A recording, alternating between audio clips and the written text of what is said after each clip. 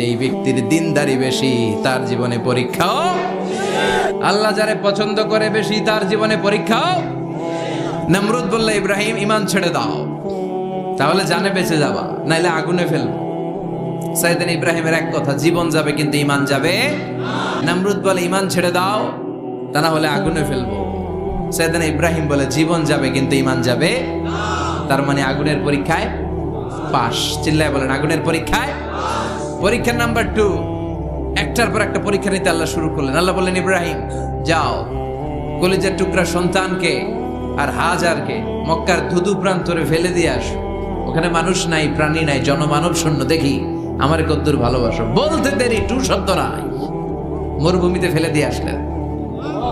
তার মানে পরীক্ষা নাম্বার 2তেও, কথা বলেন, 2তেও। পরীক্ষা নাম্বার 3, আল্লাহ বললেন, ইব্রাহিম দেখি তোমার হৃদয় আমার